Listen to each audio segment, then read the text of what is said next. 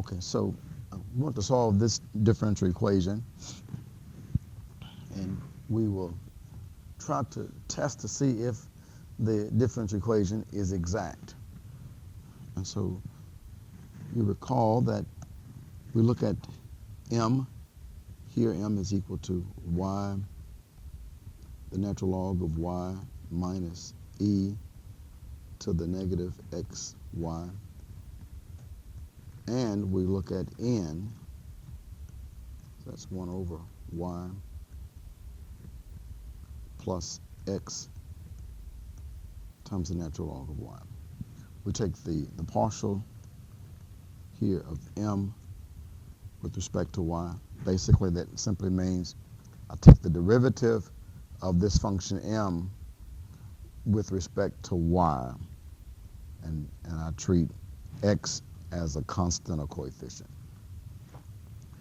So in doing that, y times the natural log of y becomes the product rule, the derivative of the first, which is 1 times the second, the natural log of y, then plus the first, y times the derivative of the second, which is 1 over y times the derivative of y, which is just 1.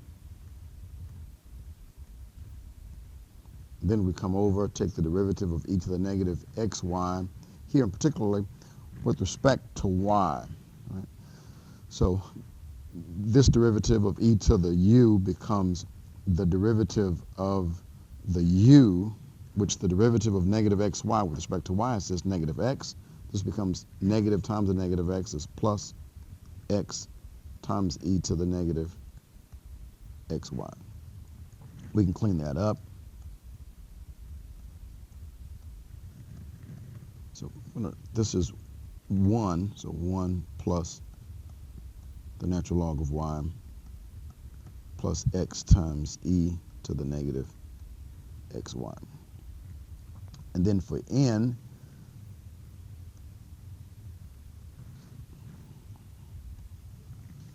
so the partial of n with respect to x. Well, here, this is n, the partial of n with respect to x.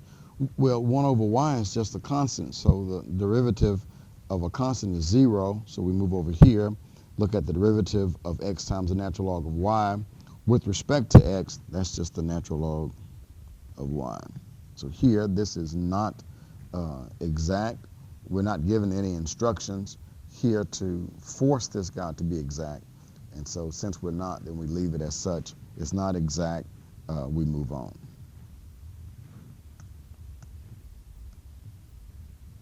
We want the two partial derivatives to be equal to each other.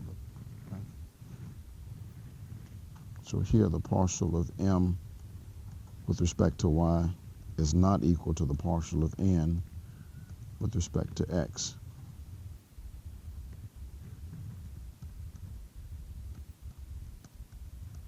The dE is not exact.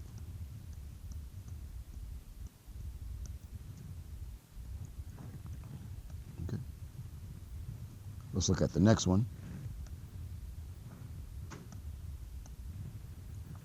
We have to do some rearranging on this. Let's multiply both sides by that dy.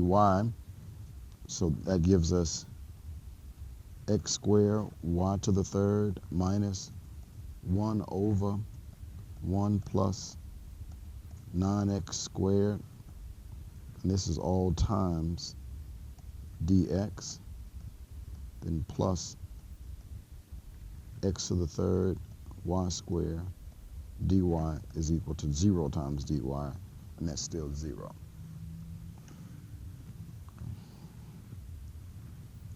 So we look at the partial of, if you can look at that and tell that this first part is m, so the partial of m with respect to y becomes 3x squared y squared. This expression 1 over 1 plus 9x squared with respect to y is just a constant, so that derivative is 0. And then the partial of n with respect to x. Okay, this is m. That's n. So this is 3 x squared y squared. So it is exact. So if that be the case, then we apply our method.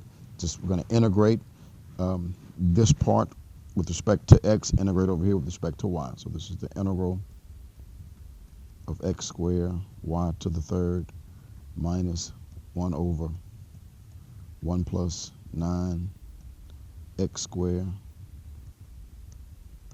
dx, and then plus the integral, bless you, of x to the third, yes sir, y squared here with respect to y is equal to this integral of 0 dx. So the first part, that difference, we break that up and take the integral of the difference of the parts. So this is the integral of x squared y to the third dx with respect to x. So that becomes x to the third y to the third all over 3 minus it's this integral of 1 over 1 plus 9x squared dx. But that's one of our trig forms, right? If it was just 1 over 1 plus x squared, then you would automatically know that's tan inverse of x. Well, here, since that's a 9x squared, basically it's 3x to be squared. So I get from the u du, I get a 1/3 times the tan inverse of the 3x. And then this is plus. Over here, with this integral with respect to y, I integrate with respect to y. So this is x to the third treated as a coefficient, y to the third all over 3 is equal to some constant. Just, you can leave it the way it is, or you can multiply through by 3. And since they all have 1 over 3, and so our answer would be, again, we have duplication. Remember, with this method, we have a repeat, so we keep one and delete the other. So this is x to the third, y to the third, multiplied by that 3, minus tan inverse of 3x, and that's equal to 3 times c, but that's still a constant. Okay.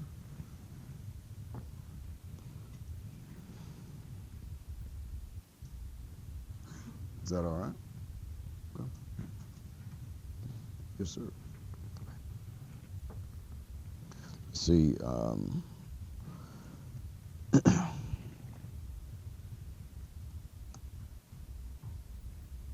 have this one, I have these. We'll look at 17. It has some trigonometric functions in there, so let's try one of those. Okay? Oh, sorry. Please tell me about this crazy screen, man. This will drive you insane. Like, what the heck is going on? The screen keeps going down, and I know exactly. My granddaddy's method of solving it is not the best method of choice. He'll just take his pistol and shoot it, But anyway, that doesn't work all the time, Granddaddy. He'll say, "Well, it'll make me feel better, though." Sorry about that. So this is M. M is this statement here, and this is N. So the partial of M with respect to y. Well, that tangent x is just a constant with respect to y, so that derivative is 0. We go to this sine y, take the derivative of that sine y, so that gives us cosine y times sine x, and the sine stays the same, so this is just negative sine x cosine y, excuse me.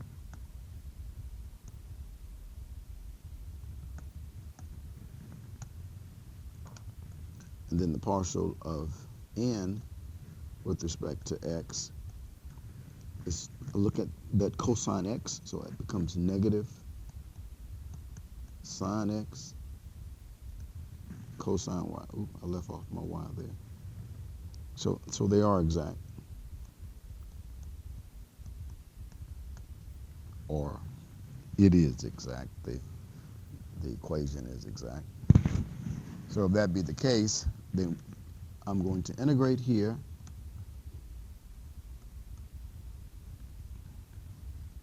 with respect to x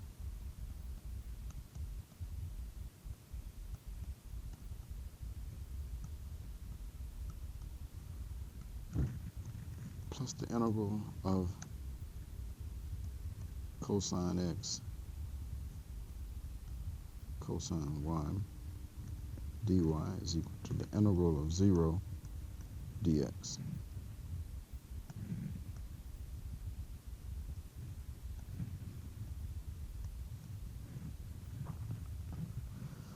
So we integrate this tan x, we break these into parts, if you will. This is the integral of tan x dx minus sine y times the integral of sine x dx. Integrating here with respect to x, anything with a y is treated as a constant or coefficient, here coefficient. So that sine y with respect to x, sine y becomes a coefficient. So I can pull it out in front of the integral. So then I can go ahead and just integrate this. Integrate this cosine y there with respect to y. So that becomes plus this cosine x stays as the coefficient, and this is sine y. That's equal to some constant over there. Remember that the integral of cosine is positive, but the derivative of cosine is negative. Right? We come to the integral of tangent x. Now in your head, tangent is sine divided by cosine, right? So tangent is sine x divided by cosine x. That's a u du. Let u equal to that denominator, the cosine x. The du is the negative sine x. So here I get negative times the natural log of the absolute value of cosine x minus, here I'm going to integrate this sine x. It becomes negative cosine x. Negative times negative is positive. I have this sine y cosine x plus cosine x sine y is equal to c. Any questions?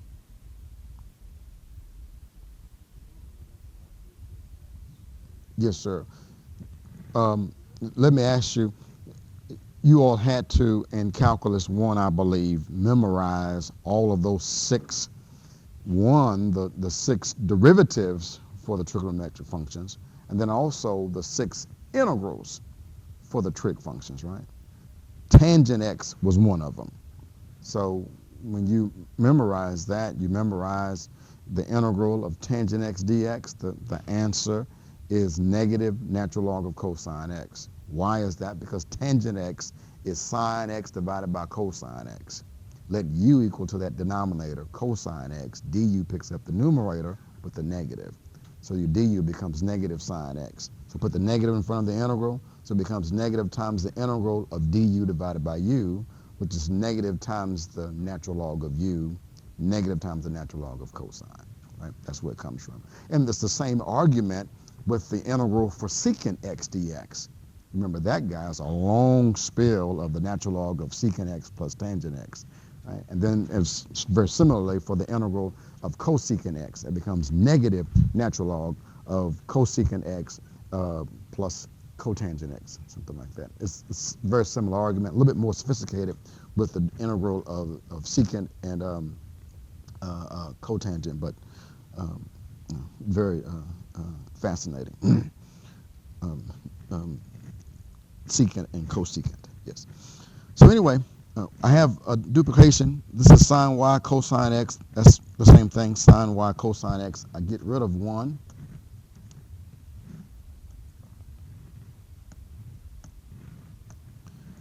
I keep one of them. guess you don't want to have a negative in front. You can multiply everything by negative, or you can just rearrange. It doesn't matter. So this is cosine x sine y minus the natural log of the absolute value of cosine x, and that's equal to c.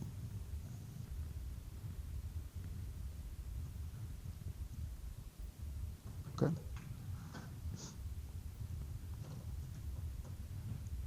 All right.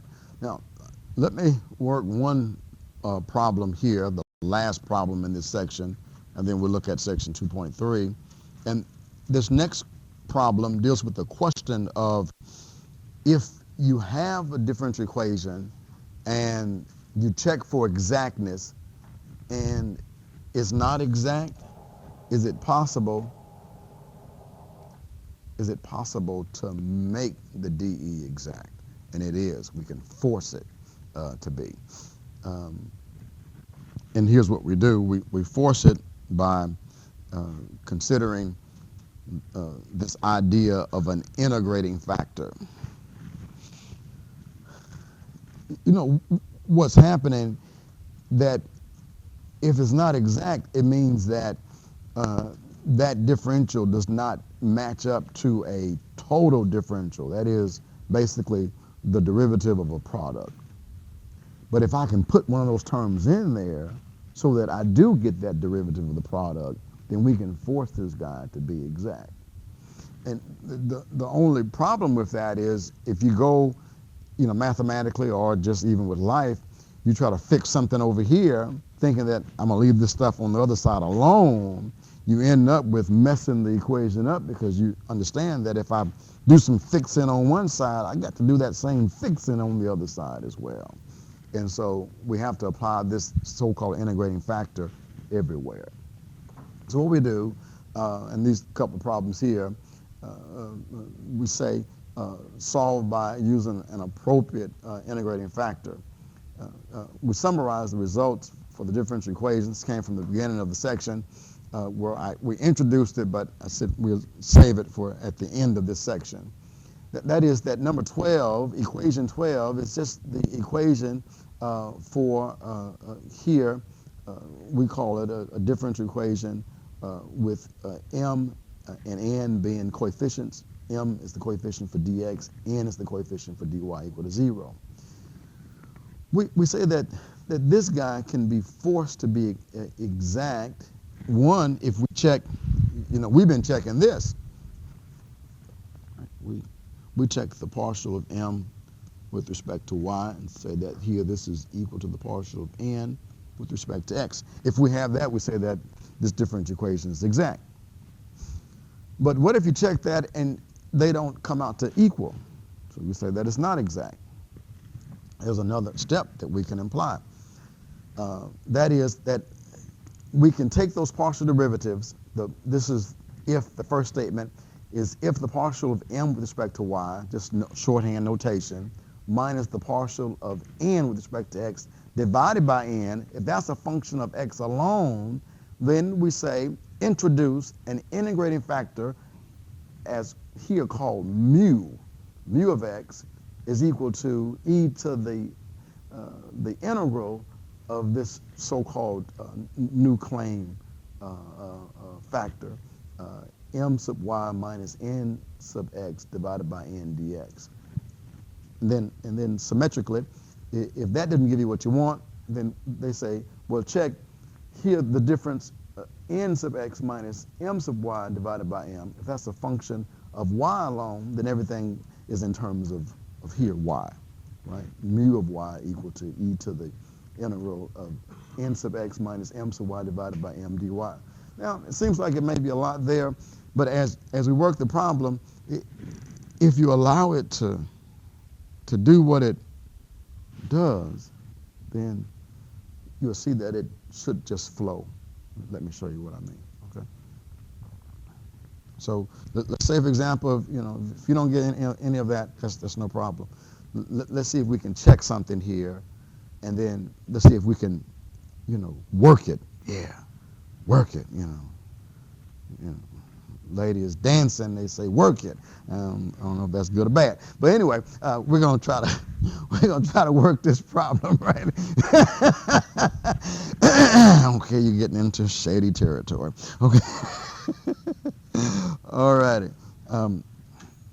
So this is m, and this is n. So I'm going to check the partial of m with respect to y. This is 4y. And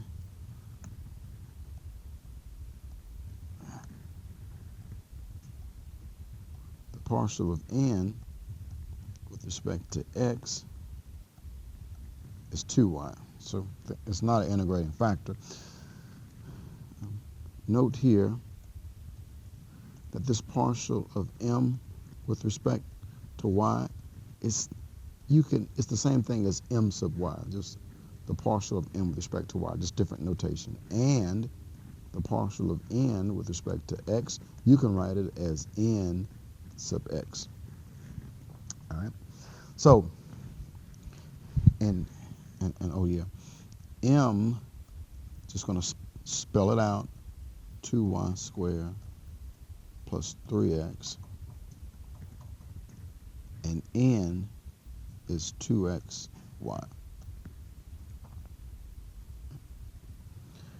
So here's what I do.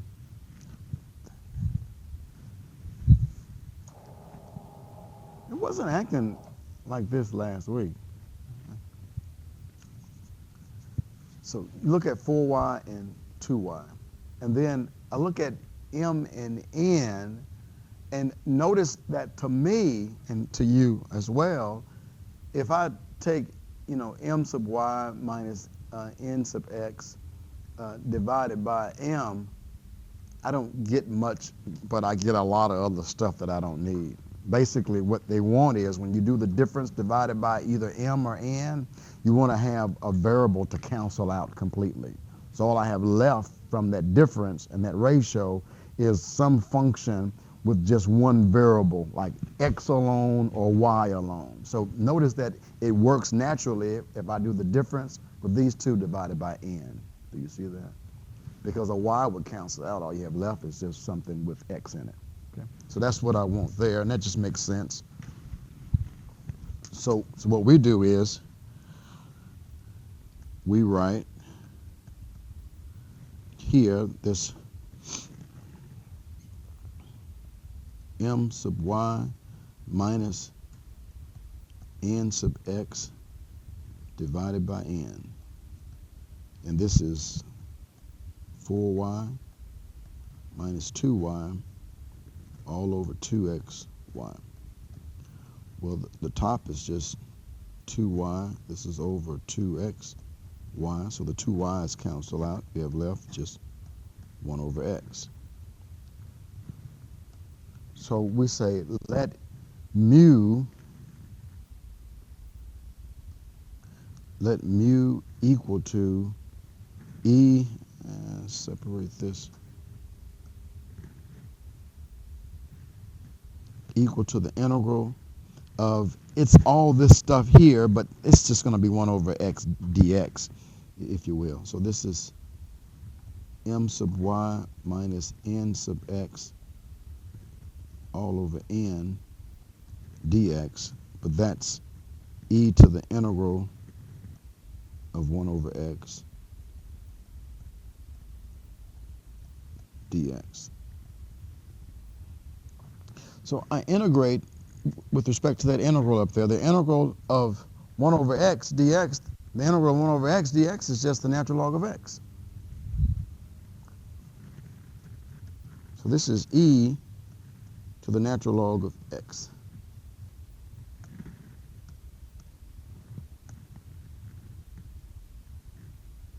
That's the natural log of the absolute value of x, but we'll put our solution on the open interval from 0 to positive infinity, and so to make sure that we don't have any negative values there. And so let this be our integrating factor.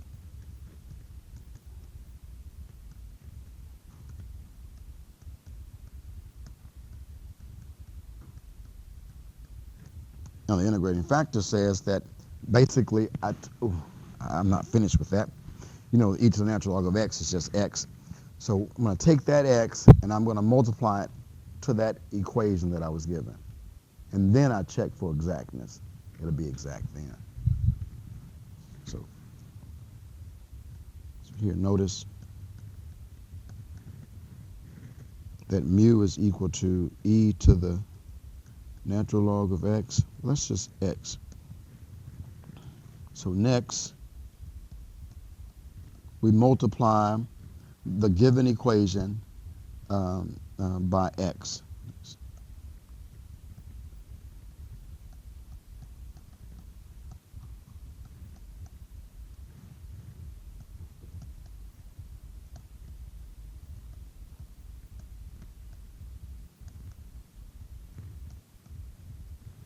Here, this is throughout.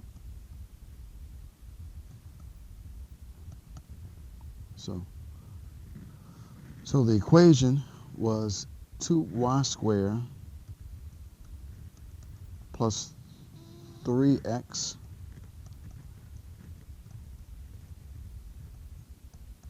dx plus 2xy dy.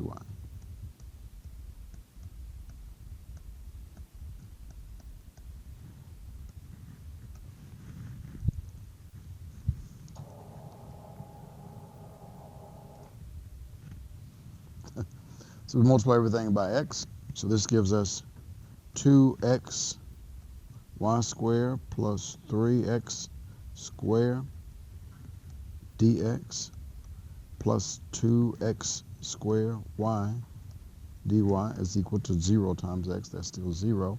So now we check the partial of m with respect to y. That gives us 4xy. And check the partial of n with respect to x. That gives us 4xy. We got it. It's exact. So I treat now this differential equation as the equation that I want to solve. And it's equivalent to the previous one. We just multiply everything by an x. So I integrate 2x y squared plus 3x squared dx plus the integral of 2x squared y dy is equal to the integral of 0 dx. So integrate first with respect to x. That gives us 2x squared y squared divided by 2, which is just x squared plus y squared, plus 3x cubed divided by 3 is just x to the cube, plus, come over here, integrate with respect to y. That's 2x squared, y squared divided by 2, so the 2's cancel. Just have x squared times y squared. That's equal to c. I have a duplication, so I get rid of 1. So the answer is x squared y squared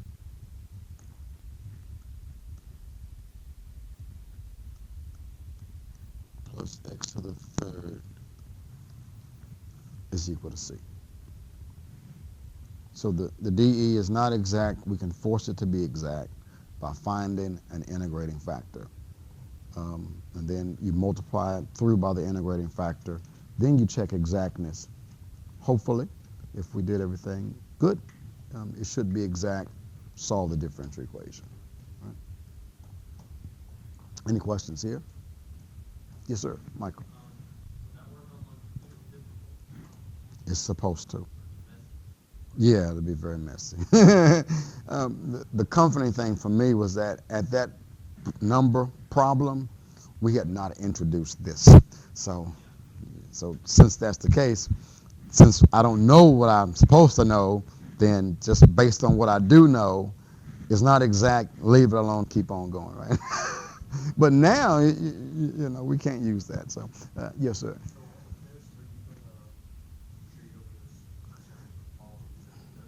If it's something like this, I will give you a problem like this, say for example, and I will give a hint.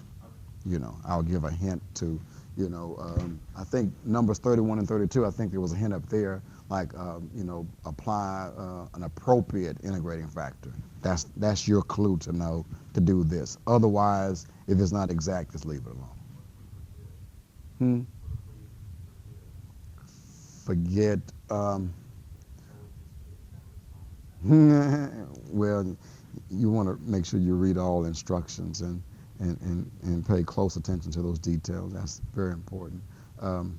But ask me if hey, what's up with this problem, and I may be able to give you a little hint if possible. Yes. Typically 10 or less.